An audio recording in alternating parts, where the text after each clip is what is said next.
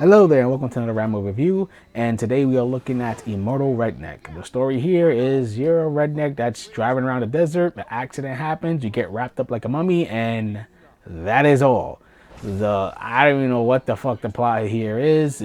That's just what it is, what I just told you. There's nothing else you ever hear again until you hit the end credits. And even then it's just like whatever. So you're not here for the story. Main goal here is just to take out 3 pyramids, each with 7 floors. But their floors have sub bosses. After you beat them, you take on the main boss in the 7th floor. The gameplay here is a first-person shooter with roguelite elements and some platforming. Yeah, you heard roguelite, and if you're me, you're always iffy when you hear that term because it may not be your cup of tea. I myself am not a giant fan of roguelites. Some work and some don't for me. This one is one that works for me. You'll be dying a whole bunch of times, of course, but it never feels frustrating or annoying, and you do feel more powerful as you do your run to collect gold in order to upgrade. Your shooting itself is actually really fun. You get a bunch of guns. You get things like Egyptian themed weapons, like some kind of weird talisman thing. You get sniper rifles. You get shotguns. You get rocket launchers. You get a potato gun that kind of sucks. You get a bow and arrow, which actually is really fucking good. I was surprised it was how good it was. I thought it was gonna suck, but apparently it doesn't. It's actually really good. And a whole other bunch of guns. As I mentioned, this platforming, and it actually works really well here too. You're able to do a great amount of jumping distance when you're trying to get to different platforms, and the game automatically like grabs the ledge and pulls you up. And yeah, I'm surprised how well it works here in the first person's perspective. It works really well. The nothing feels really cheap when you're platforming. Everything just clicks. It clicks really well. Your jumping and everything with the platforming actually contributes to the frantic nature of the shooting, because you'll be getting shot at from every side of the areas after each section you go into. Monsters spawn, and until you kill them, you can't go to the next room or section, whatever you want to call it. But yeah, you'll be jumping and shooting, and it all feels like it's nicely woven together for a fun experience. One of the other aspects that's roguelite in this is there are chests you can find. Oh, and speaking of the chests, some of them, there are also like mission rooms where you don't kill anything, but you just gotta get to a chest by either get into it really fast, get into it while getting hurt, or just walking right up to it and getting it. There's no fucking like catch to it. Some that's the really good ones. But yeah, that's basically it. Like there's like some chest rooms that can give you some goodies, and these chests could contain money, guns, health, and as well as I guess like scriptures, blueprints. I don't know what the hell they are. Well, there are blueprints, and that's for medallions, which are things you can buy at the store, which you got to unlock with money, and where you could get certain things like increased attack and defense, or more money, but with this a catch, like the money disappears faster. Also, one of the best things you get as blueprints, you always get it after you defeat the mid-boss of the pyramid, is a medallion that lets you skip the mid-boss. So you're automatically on the 4th floor instead of having to go through the whole pyramid again every single time you die. And these are the medallions I use the most, because going through those floors are not worth it as well, because as you go up of each floor, even though the enemies get stronger, your rewards get higher, so you'll get more money and ammo and so forth. So it actually makes more sense as you level up to go for the higher floors. So that makes things way more like palpable to the gaming taste, instead of being annoyed and going through the whole pyramid again. You reach right there, you reach the 6th floor and you die, and you gotta do the whole thing again. That fucking make you pull your hair out. This makes the whole experience a little less annoying. But as I said, you get a scroll. There you go. You get a scroll, and these can be buffs, fucking debuffs. Like there's things like increased attack power, extra jump, and like stuff like that. More attack power. You get health when you shoot someone, but there are also ones that can really fuck you over, like getting rid of all your guns because you can hold up a max of 3. But yeah, it'll get rid of all your guns. No, it'll get rid of whatever gun you're holding. You'll keep, but all your other guns are gone. And they'll like compensate that with either attack power or infinite ammo. And now you gotta hopefully find a decent gun because that's random as well. Guns could be in chests. They sometimes could be. I think I try to remember this right. I think they could get dropped by enemies, but that's like super fucking rare. They're mainly in chests, and I just hope you get it again. So these scrolls are actually really helpful, at least in the beginning. In the beginning, the scrolls are insanely helpful, especially since you're not like upgraded or anything like that yet. I personally felt that they become kind of useless and you become more scared of them. Luckily, you can't accidentally like pick it up because the chest, when it opens, you'll see the scroll fly out, and you can tell a scroll from a blueprint because the blueprint's blue and the scroll is red. And I stopped touching them later on in the game because, as I'll talk about it in a second, you get a chance to start off with better guns. And speaking of that, you can unlock classes as you level up. The game has a level up system. Is you get a good amount of gold as you play through the pyramids, and when you die, you take that gold and you spend on basically a literal upgrade tree.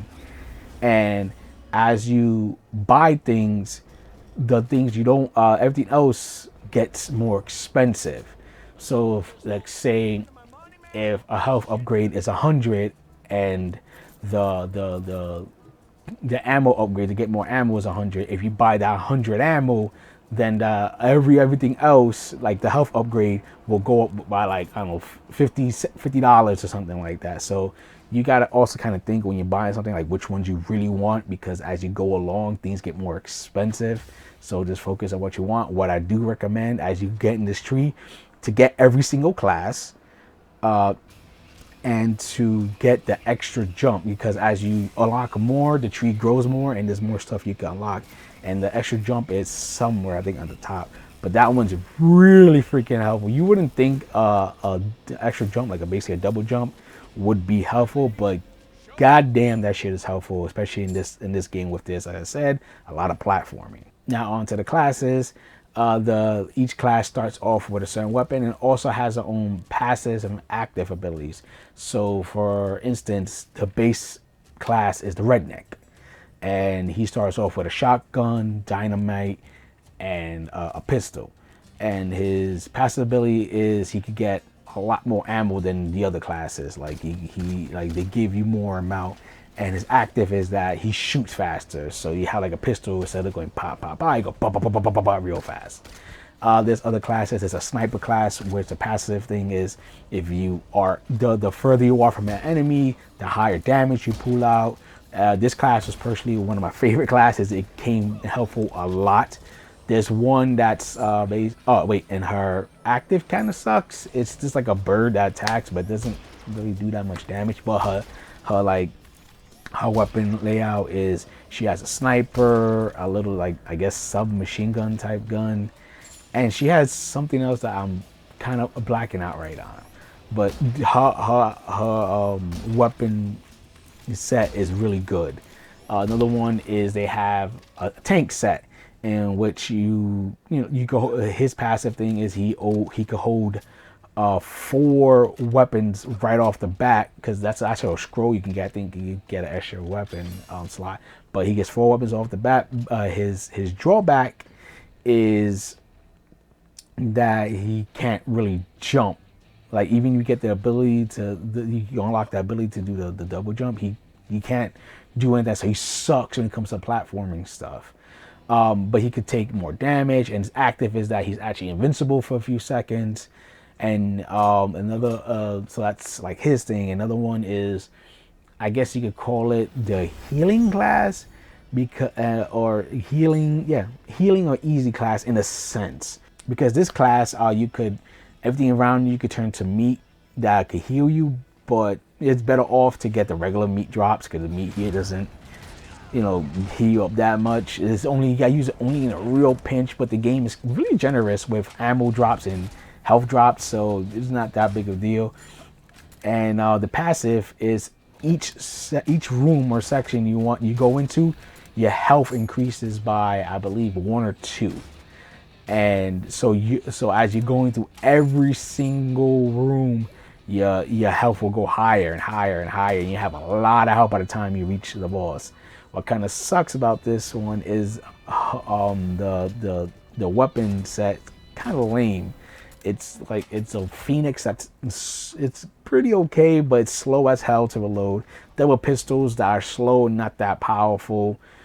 And I think it's called an Ankh. I think I mentioned before, the Egyptian thing that's infinite ammo, but again, not that great.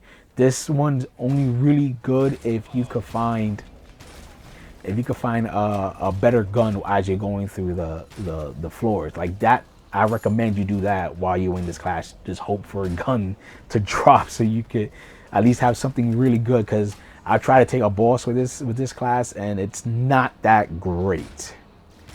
There's also another class is I guess a gatherer class, which they actually get more money pickups than usual. So this is like a great way to, like, I guess, grind cash if you're trying to do that.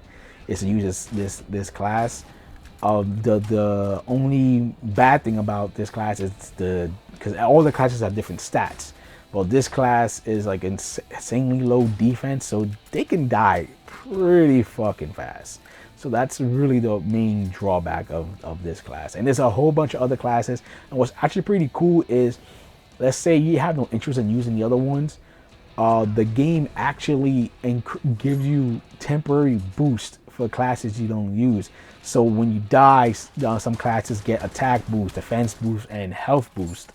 So if you feel like, you know what, I'll try this class. It has attack boost, health boost, whatever, and I'll come back to the other class I like because eventually that class will get that boost again.